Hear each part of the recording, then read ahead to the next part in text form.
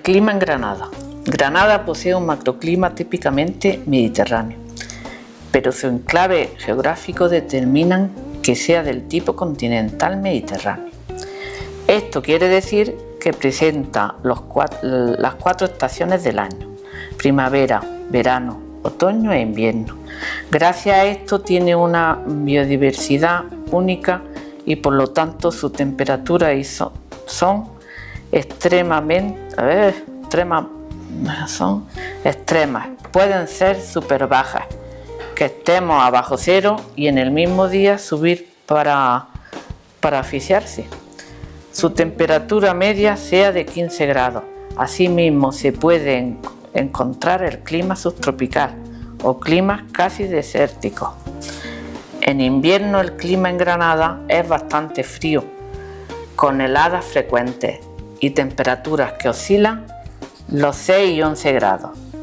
El mes más frío es enero y es bastante frecuente que haya heladas en diciembre, enero y febrero. La costa tropical de Granada goza de un microclima subtropical, único en Europa, con unos 320 días de sol al año y una temperatura media anual de 20 grados. Protegida por Sierra Nevada, ofrece inviernos suaves, aproximados a unos 18 grados al Mediterráneo, y veranos cálidos 25 y 30 grados. Ideal para el cultivo de frutos tropicales, como chirimoya, aguacate y también la caña de azúcar. La mejor época para visitar Granada, primavera u otoño. Como ha dicho Juana, vamos a hablar del clima Granada y de la provincia. En el Parque Natural de Sierra Nevada y en la Alpujarra, el clima es el típico de las grandes montañas, con veranos suaves e inviernos muy fríos, y con precipitaciones abundantes en forma de agua y nieve. El pueblo más fresquito de la provincia de Granada es Capileira, y se encuentra en la Alpujarra granadina, dentro del Parque Nacional de Sierra Nevada. La temperatura durante las noches de invierno es muy baja, con una media de menos 10 grados. Granada tiene un clima a caballo entre el Mediterráneo y el semiárido, dada su ubicación estratégica, en plena depresión de Granada. Granada y provincia sufren unos cambios de temperatura en un día, puede haber hasta 20 grados de diferencia. La costa de Granada posee el único microclima subtropical de Europa, provocado por los suaves vientos procedentes del norte de África y la frescura de las montañas de Sierra Nevada. Las diferencias de temperatura entre el día y la noche afectan mucho, sobre todo a la agricultura.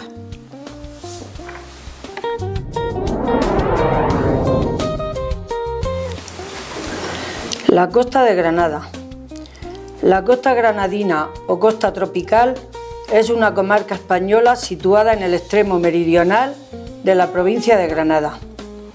Este territorio limita al este con la comarca del Poniente almeriense, en Almería, al oeste con la Searquía, Costa del Sol en Málaga, al norte con Alhama, Valle de Lecrín y la Alpujarra granadina, y al sur tiene salida al mar Mediterráneo.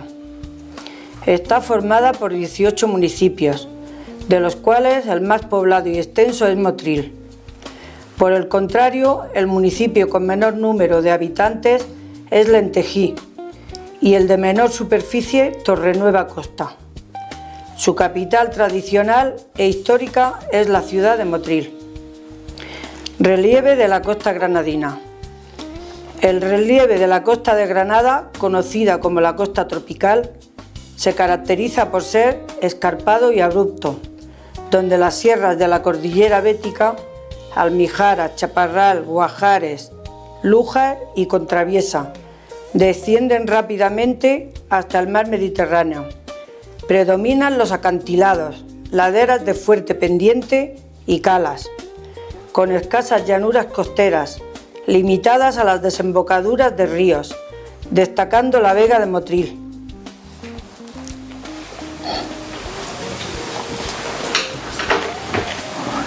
Impacto de la agricultura en invernadero en la costa de Granada. La agricultura en invernadero, cultivo bajo plástico, en la costa tropical de Granada es un motor económico fundamental, pero genera un impacto ambiental significativo. Esta actividad intensiva, centrada en productos como pepino, tomate, pimiento y calabacín, transforma el paisaje y la economía local, consolidándose como uno de los principales polos hortícolas de España. Y la importancia de la costa de Motril y su fauna. Los peces más comunes capturados tanto comercialmente como pesca deportiva incluye el jurel, caballa, boquerón, sardina, salmonete, lenguado, pez araña, besugo, pargo y lubina. Y luego viene la cabra montés come, que la cabra montés baja de los cerros donde están arriba, bajan a la playa a tomar la sal. La cabra montés come sal principalmente para mantener el equilibrio de electrolitos regulares, funciones nerviosas, musculares y mejora la digestión, ya que sodio y cloro son esenciales. Además, la sal estimula su apetito, mantiene la hidratación y complementa deficiencias minerales en forrajes, lo cual es vital para su salud, crecimiento y producción de leche.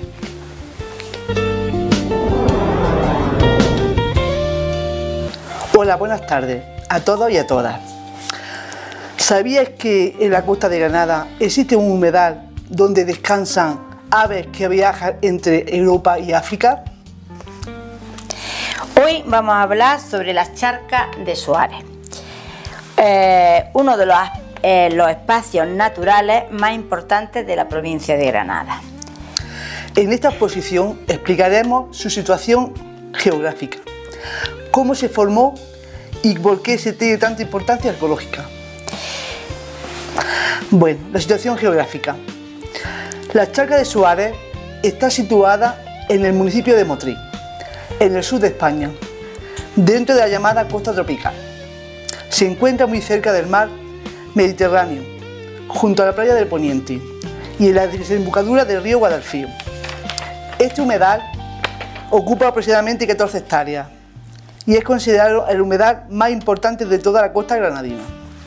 El clima de la zona es mediterráneo, subtropical, con temperaturas suaves durante todo el año. Gracias a estas condiciones existe una gran biodiversidad.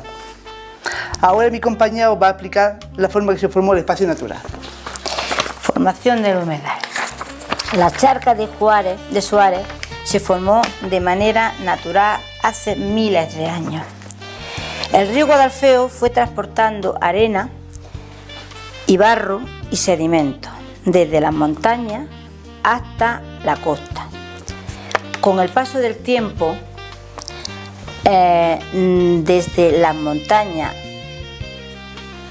con el paso del tiempo y de los años, el río Guadalfeo fue transportando barro y sedimentos desde las montañas hasta la costa.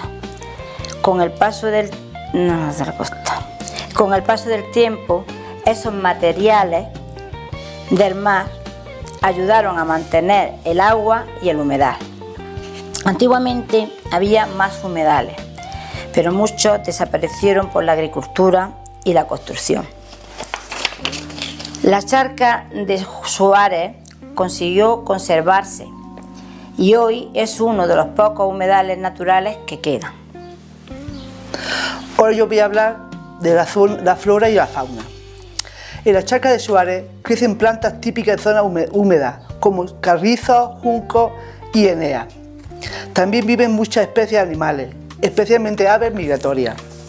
Entre ellas, las más conocidas destacan los flamencos, las garzas, el martín pescador y el camaleón. Muchas aves utilizan este lugar como zona de descanso durante su migración entre Europa y África. La charca de Suárez es muy importante porque conserva gran variedad de especies animales y vegetales. Además, ayuda a mantener el equilibrio ecológico y funciona como el espacio educativo y científico por su gran valor natural. Fue declarada Reserva Natural concertada. Actualmente se realizan trabajos de conservación para proteger este ecosistema. Ahora, en conclusión, la Charca de Suárez es un espacio natural único de la costa de Granada. Su situación geográfica, su formación y su biodiversidad la convierten en un lugar de gran valor ecológico. Y por eso debemos cuidar y proteger este humedal. Muchas gracias por vuestra atención y hasta aquí.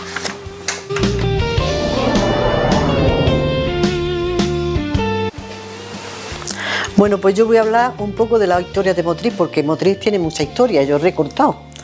Se cree que está poblada desde la Edad de Bronce, aunque sus orígenes permanecen ocultos. Parece ser que fue enclave fenicio, existiendo ya en época romana, consolidándose como población en el periodo andalusí. Su nombre probablemente venga del árabe Mutray. Se puede decir que es una población durante el reinado nazarí. En los siglos X y XIII, Motril se consolidó como alquería independiente durante el dominio musulmán.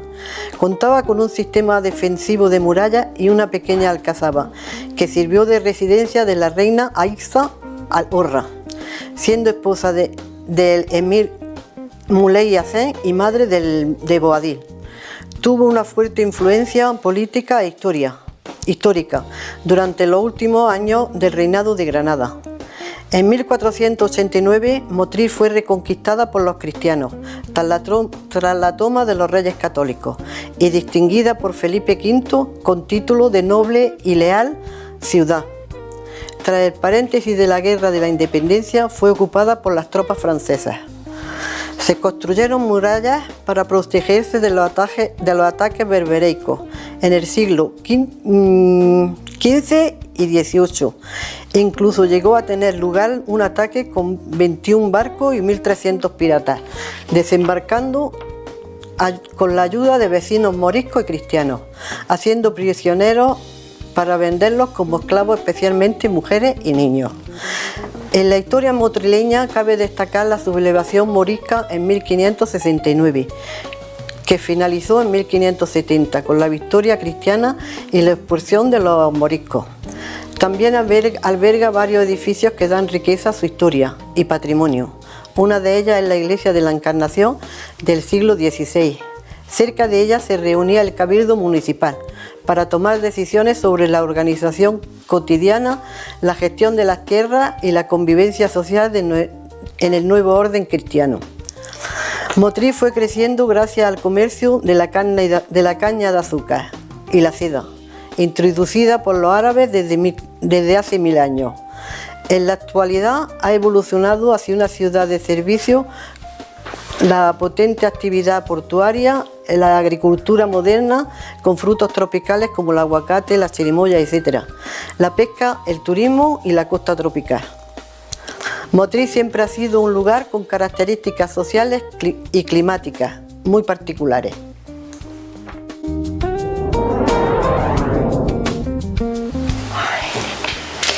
La agricultura en la provincia de Granada. La agricultura en la provincia de Granada es mucho más que un medio de vida, es un legado arraigado en la tierra. En el corazón de la región, la agricultura es la columna vertebral de la economía y una parte integral de su identidad cultural. Ha sido históricamente el motor económico y social de la región, marcada por la diversidad geográfica entre la fértil vega, la Alpujarra y la costa tropical. Su evolución ha estado definida por la adaptación a los recursos hídricos y la influencia de diversas culturas. La agricultura de secano es frecuente en regiones con climas semiáridos y mediterráneos, donde las precipitaciones anuales suelen ser escasas e irregulares. En La Vega la agricultura es una actividad histórica de regadío, por ser uno de los suelos más fértiles de Europa. La producción hortofrutícola abastece tanto al mercado nacional como al internacional. La provincia de Granada la forman 10 comarcas. Empezaré por Baza. Su agricultura se caracteriza por cultivos de secano y regadío, adaptados al clima semiárido del altiplano, destacando el azafrán, el almendro, pistacho, cereales y vid, con un enfoque creciente hacia la agroecología. La comarca de Guadix combina cultivos tradicionales como el almendro y la cebada con una creciente apuesta por el pistacho, productos ecológicos y frutales como el melocotón. Los montes. Su agricultura se basa principalmente en el olivar de secano. Es este el cultivo dominante y el motor económico. Históricamente se han cultivado cereales, yeros, habas, lentejas y garbanzos. A partir de los 90 se introdujo el cultivo del cerezo. Comarca de la Vega de Granada. Es una actividad histórica de regadío por ser uno de los suelos más fértiles de Europa. Se caracteriza por el cultivo de hortalizas, frutales y cultivos industriales, tradicionalmente sostenidos por una red de acequias del Genil. Se cultiva remolacha, tabaco, patatas, espárragos, alcachofas, habas y frutales de hueso. Comarca de Loja. La agricultura es su motor económico, destacando el olivar como cultivo predominante y una potente producción de espárrago verde. El sector se caracteriza por cooperativas fuertes. La agricultura tradicional es la cebada y la avena. La comarca de La Lama. La agricultura es su pilar económico, destacando por una mezcla de secano. En el secano tienen el olivar y cereal y regadío intenso. Zafarraya es famosa por su hortaliza, mientras que el área de Temple y Alhama destaca en olivar y cultivos de huerta, generando importantes recursos agrícolas. Valle de Lecrín. Su agricultura se caracteriza por un intenso regadío mediterráneo en bancales, destacando los cítricos, naranjos y limoneros, olivar y cultivos subtropicales como aguacates. Es una zona fértil con fuerte herencia nazarí que conserva almazaras tradicionales y produce aceites, miel, vinos de calidad, mangos, chirimoyas, patatas y hortalizas. Se basa en pequeñas explotaciones familiares con mecanización limitada debido al terreno. En la Alpujarra granadina, la agricultura es una actividad tradicional de alta montaña, marcada por el cultivo en terrazas, bancales, pero que son en forma de terraza, y sofisticado sistema de riego heredado de época andalusí, que aprovecha el deshielo de Sierra Nevada. Produce desde frutos rojos de alta calidad en las cumbres a castaños, tomates, patatas, judías verdes, pimientos, higueras, almendros, vid, hasta frutos subtropicales en las zonas bajas.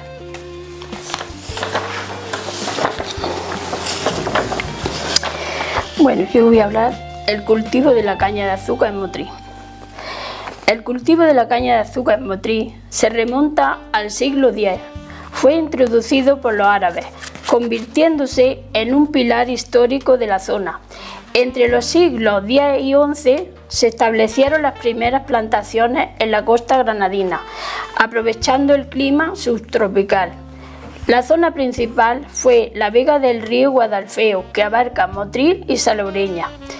Los ingenios azucareros eran complejos agroindustriales preindustriales, destinados a la producción de azúcar a partir de la caña.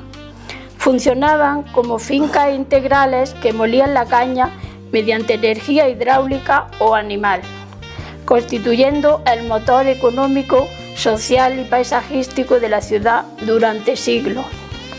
La costa de Motril fue uno de los lugares de Europa donde prosperó el cultivo de la caña de azúcar. El clima y el buen saber agrícola hicieron posible una industria que marcó generaciones.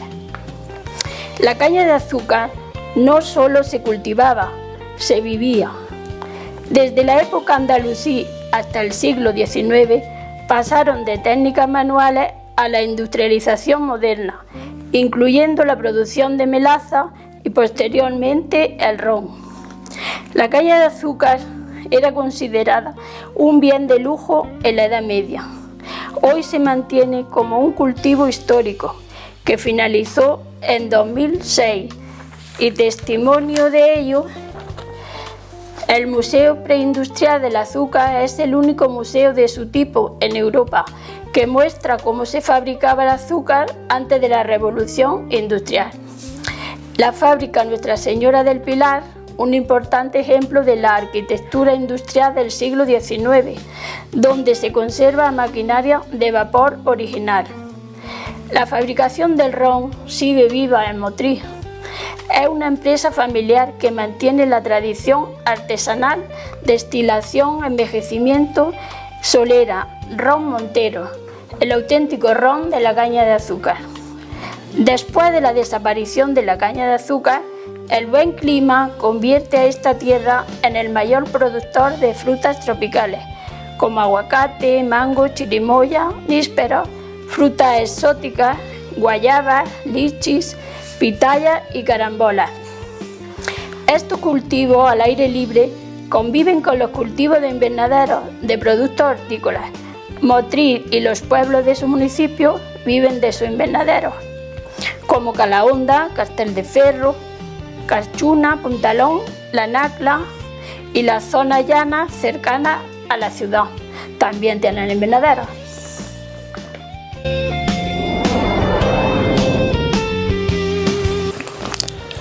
Bueno, yo voy a hablar del sector turístico. El turismo en España ha ido evolucionando desde los años 50 hasta la actualidad. Lo voy a identificar por décadas. En la década de los 50 y tras los estragos de la Guerra Civil, el turismo en España se fue impulsando por visitantes europeos y estadounidenses, que le atraían las playas tan hermosas y ciudades históricas como Madrid y Barcelona. En la década de los 60, España experimentó un boom turístico espectacular. Se realizaron importantes inversiones en infraestructuras y en carreteras y demás. En los 70, tras la muerte de Franco, que llegó la democracia, el turismo siguió creciendo. Se promovió el turismo cultural y el patrimonio histórico. Se desarrollaron destinos turísticos, además de las playas como las ciudades de Granada, Sevilla, Madrid, Barcelona, etcétera, etcétera. En la década de los 80, España se consolidó como uno de los destinos turísticos más populares del mundo. Grandes cadenas hoteleras extranjeras se establecieron en nuestro país. Se realizaron inversiones en infraestructuras de transporte, aeropuertos, carreteras, que facilitaban el acceso a diferentes comunidades turísticas. En los 90, España continuó experimentando un crecimiento constante de turismo. Los visitantes internacionales descubrieron la riqueza cultural y la belleza natural de España. Se mejoraron las infraestructuras turísticas, se crearon parques temáticos y se organizaron grandes eventos deportivos y culturales.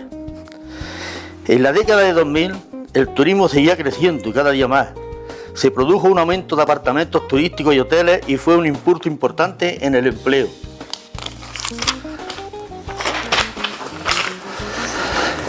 En la época del 2010 se implementaron estrategias para atraer nuevos mercados, como los de China y Rusia. En el 2020, el turismo se vio interrumpido por el puñetero COVID y la industria española sufrió un duro golpe con cierres temporales de hoteles, restaurantes y atracciones turísticas. Sin embargo, cuando la salud mejoraba, el turismo comenzó a recuperarse gradualmente y llegó a normalizarse. En resumen, la historia del turismo en España desde los años 50 ha experimentado un crecimiento notable y es un pilar fundamental en la economía. Y todo ello incluye también a Motril y sus pueblos de alrededor, que han experimentado estos cambios.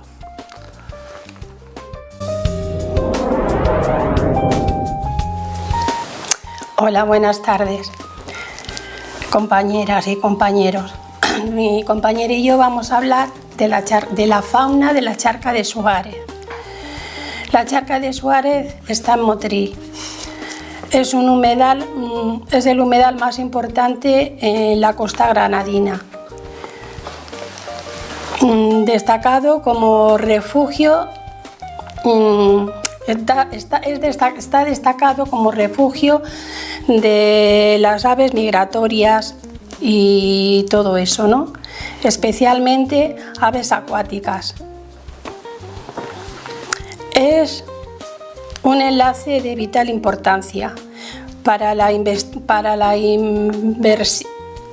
para la invernación, inmigración y nidificación, perdón, que me he confundido antes, albergando especies amenazadas como la malvasía,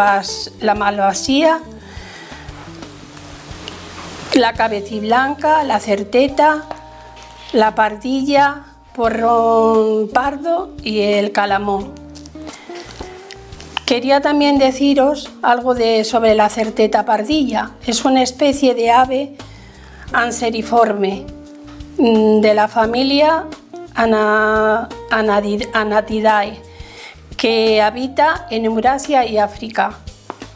Esa es de las que pasan por la charca de Suárez, no se queda allí, es migratoria. Bueno, la fauna hay más de 200 vertebrados. Invertebrados no se conocen.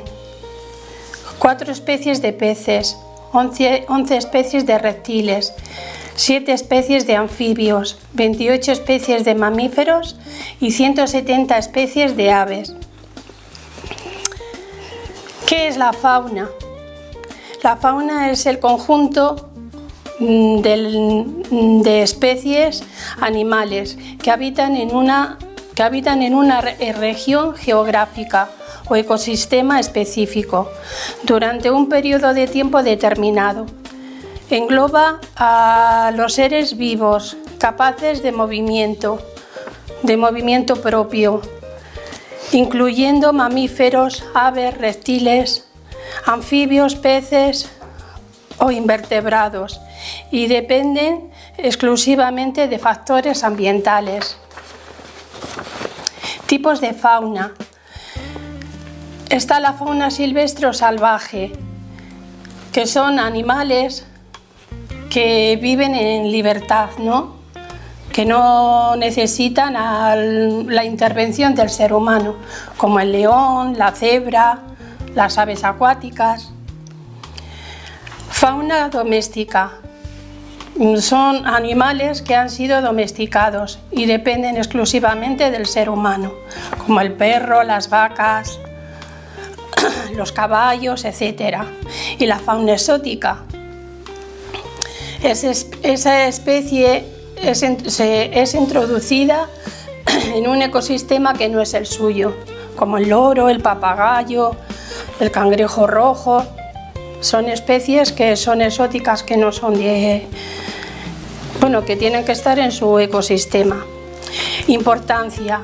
La fauna es crucial para el equilibrio ecológico, actuando como polinizadores, dispersadores de semillas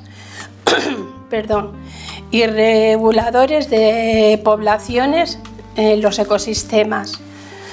Los factores que le afectan son la destrucción de su hábitat, la contaminación y el cambio climático. La ciencia que estudia la fauna es la zoología, que analiza la distribución en el planeta de todos los seres vivos. La fauna destacada de la charca de Suárez son las aves principalmente, invernantes y migratorias, como los flamencos, la garcilla, la garcilla cangrejera, la espátula, el morito común y el caramón. Las nidificantes y residentes son la focha común, el zampullín chico, el arrade real, la polla de agua, el abetorillo, la garza imperial y la cigüeñuela. El aguilucho lagunero también y el chorlito chico. Las eriformes es otro tipo de aves, que no son aves, pero se llaman pájaros. Las eriformes, el buitrón, el carricero común, el carricero torcal y el martinete. ¿Qué son paseriformes? Las paseriformes son un orden de aves, comúnmente conocidas como pájaros o aves cantoras, que abordan más de la mitad de todas las especies del mundo. Se caracterizan por tener un tamaño pequeño, entre 5 y hay algunas de 60 centímetros también, pero la mayoría son más bien pequeñas o medianas. Patas con 3 dedos hacia adelante y uno hacia detrás, que están provistas de esas patas para que se agarren bien a las ramas. La pata se llama anisodáctica y un sistema muscular complejo en la siringe que las permite cantar. La siringe es el órgano vocal exclusivo de las aves, ubicado en la base de la tráquea. La siringe produce los complejos cantos gracias a la vibración del aire con las membranas internas. Ellos no tienen tráquea. Las características principales: diversidad. Existen más de 6.500 especies que constituyen el grupo más grande o numeroso de vertebrados terrestres. Por ejemplo, el gorrión, el canario, el cuervo, el jilguero, las golondrinas, el ruiseñor, los mirlos, etc. Nota importante: no confundir con el conjunto general de aves, ya que las pasiformes son un subgrupo específico de pájaros. El canto de estos pájaros tiene 2 significados, 2 funciones principales. Función territorial, para marcar y defender el territorio, y función reproductiva, para buscar pareja y enfrentarse con otros machos competidores. La importancia de la charca de Suárez: funciona como un refugio de biodiversidad en el sur de Europa y un hito de restauración ecológica. Este entorno es vital para la conservación en la costa granadina, gracias a la recuperación de masas de agua y zonas de encharcamiento temporal. Gracias. Ahora continúa mi compañera.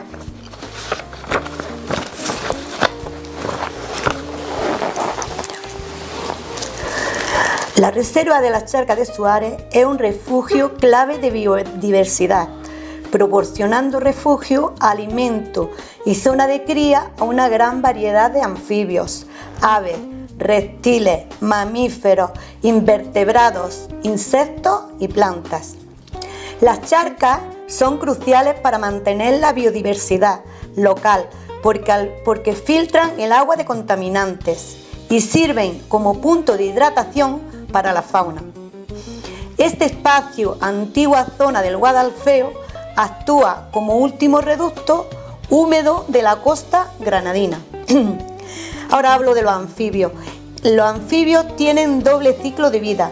Ponen huevos en el agua de las charcas y acequias y se transforman en larvas. Renacuajos con branquias que tras la metamorfosis se convierten en adultos con pulmones. Viven en tierra húmeda y después regresan al agua para reproducirse. Anfibios y reptiles. Tenemos ranita meridional, sapo, camaleón común, galápago leproso, culebra viperina y culebra de collar. Estas 2 culebras son inofensivas, sus colmillos son inoculadores y se alimentan de anfibios y peces. Invertebrados. Tenemos los odonatos, libélulas y caballitos del diablo, conocido como varón rojo. Además, cuenta con una alta presencia de artrópodos, crustáceos, moluscos, que son los caracoles de agua, anélidos y larvas de insectos. Mamíferos.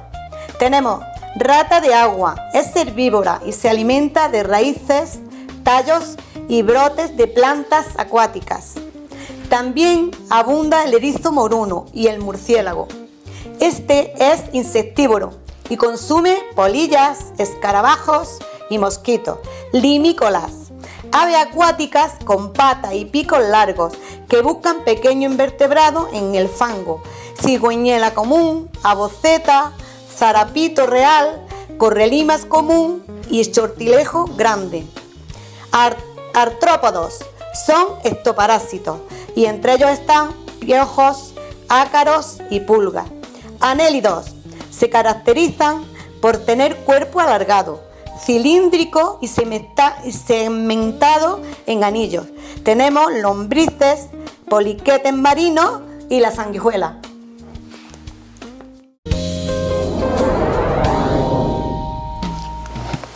La flora del litoral granadino viene determinada por el clima subtropical, con inviernos suaves y veranos calurosos. A raíz de esto clasifica la flora en dos tipos, una que es la vegetación climática y la otra que son formaciones vegetales. La vegetación climática se caracteriza, es aquella vegetación que se forma a partir del clima, y hay tres tipos.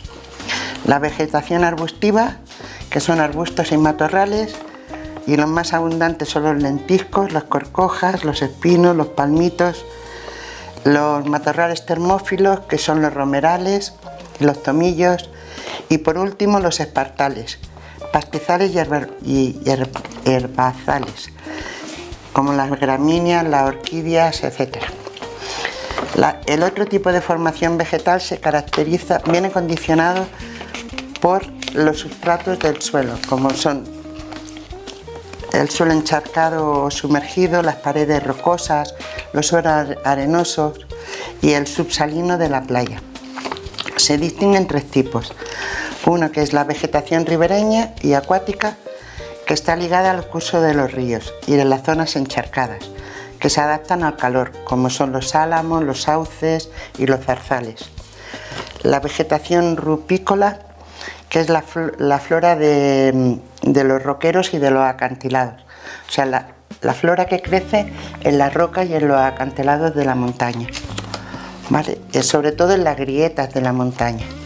Y luego después está la vegetación de la arena de la playa, que la característica principal es la retención de agua, porque soporta mucho el calor, o sea, aguanta mucho el calor. Y luego después hay otro tipo de vegetación que está formada por plantas exóticas e invasoras, pues como por ejemplo la vinagrera, que viene de Sudáfrica, que también se cría en la zona de Motril, la pampa, y los palmitos, que vienen de Argentina. Y ya por último el invasor sería la caña de azúcar, que es el que más predomina en esta zona. Aparte de que, bueno, en la actualidad se está trabajando en reflotar la caña de azúcar por todo el valor cultural y patrimonio que tiene, patrimonio y tradición. Pues vamos a hablar en la charca de Suárez, su flora, la flora de la charca. Esta charca se encuentra en Motril, costa tropical de Granada. Su flora tiene una importancia fundamental a nivel económico, ecológico y paisajístico. La vega de Motril, este espacio agrícola, es vital para el paisaje y la economía local, que necesita preservación ante la presión urbanística.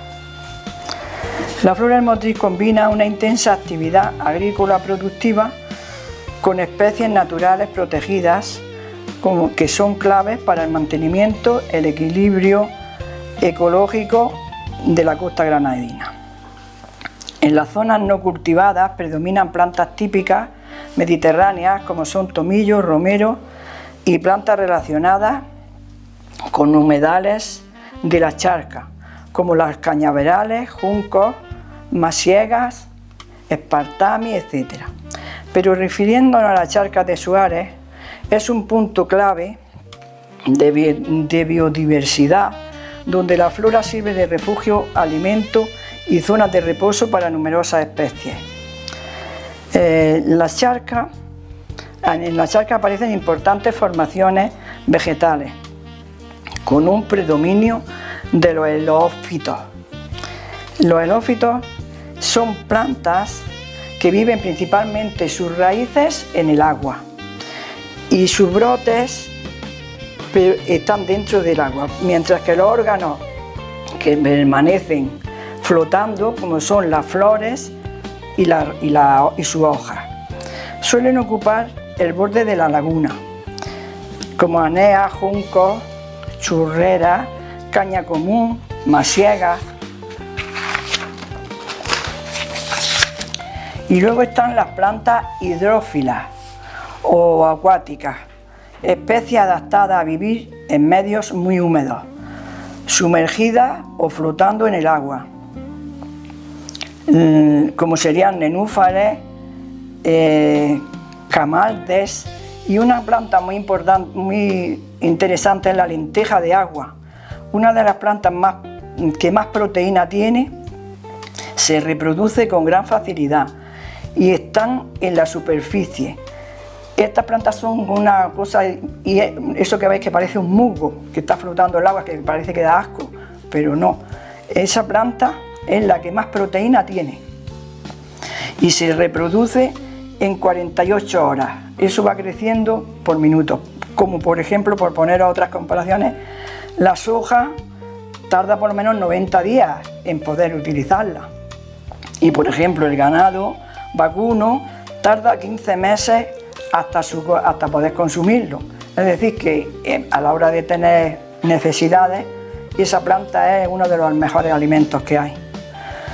Por ejemplo, las abuelas tailandesas ya sabían desde hace siglos, y los científicos de la NASA lo han utilizado para los viajes espaciales, la lenteja de agua, porque es la planta que encontraron que más podía darle nutrientes a los astronautas. Eso que no lo tenía escrito. Pero luego hay otra planta en esa charca que se llama algas chara, otra de las especies que están que les sirven de alimento a las aves, peces, y vale para sustentar los insectos, que es donde ellos ponen sus huevos, y al mismo tiempo que están esos huevos ahí depositados sirven de alimento a todas estas aves y todos estos peces que viven en esa charca. En conclusión, las plantas nos proporcionan alimentos, medicinas, madera, combustibles y fibras. Además brindan cobijo, producen oxígeno, el oxígeno que respiramos, mantienen el suelo, regulan la humedad y contribuyen a estabilizar el clima.